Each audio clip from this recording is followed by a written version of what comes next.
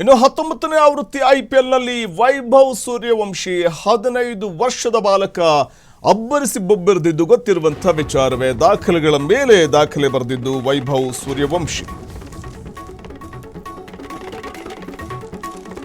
ವಯಸ್ಸು 15ರ ಪೌರ ಐಪಿಎಲ್ನಲ್ಲಿ ದಾಖಲೆಯ ಮೇಲೆ ದಾಖಲೆಯನ್ನು ಬರೆದರು. ಬರೋಬ್ಬರಿ 5 ಪ್ರಶಸ್ತಿಯನ್ನು ಬಾಚಿಕೊಂಡಿದ್ದು ವೈಭವ್ ಸೂರ್ಯವಂಶಿ.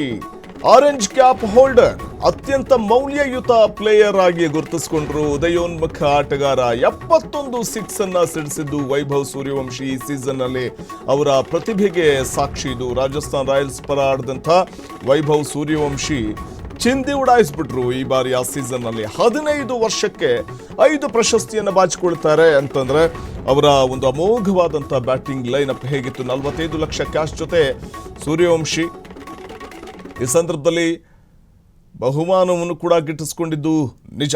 ಅಂದರೆ ಐಪಿಎಲ್ನಲ್ಲಿ ಆರೆಂಜ್ ಕ್ಯಾಪ್ ಪಡ್ಕೊಂಡಂಥವ್ರು, ಗರಿಷ್ಠ ರನ್ ಗಳಿಸಿ ಆರೆಂಜ್ ಕ್ಯಾಪ್ ಪಡ್ಕೊಂಡಂಥ ವೈಭವ್ ಸೂರ್ಯವಂಶಿ ಕೇವಲ 15 ವರ್ಷದ ಬಾಲಕ ಈ ಪರಿ ಆಡ್ತಾನೆ, ವಿಶ್ವದರ್ಜೆಯ ಬೌಲರ್ಗಳ ಚಳಿ ಬಿಡಿಸ್ತಾನೆ ಅಂತಂದರೆ ಇನ್ನು ಆತನ ಒಂದು ಪ್ರತಿಭೆಯ ಬಗ್ಗೆ ನಾವು ಮಾತಾಡಲೇಬೇಕಾಗತ್ತೆ. ಯಾಕಂದರೆ ಅತಿ ಕಿರಿಯ ಆಟಗಾರ ಐಪಿಎಲ್ನಲ್ಲಿ ಆಡಿದ್ದು ಅನ್ನುವಂಥ ಒಂದು ಹೆಗ್ಗಳಿಕೆ ವೈಭವ್ ಸೂರ್ಯವಂಶಿದು.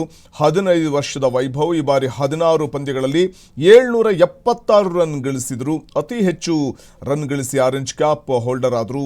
ಕಳೆದ ವರ್ಷ ಸಾಯಿ ಸುದರ್ಶನ್ 15 ಪಂದ್ಯಗಳಲ್ಲಿ 759 ರನ್ ಸಿಡಿಸಿ ಆರೆಂಜ್ ಕ್ಯಾಪ್ ಗೆದ್ದಿದ್ರು. ಆಗ ಅವರಿಗೆ 23 ವರ್ಷ ಆಗಿತ್ತು, 231 ದಿನ ಆಗಿತ್ತು.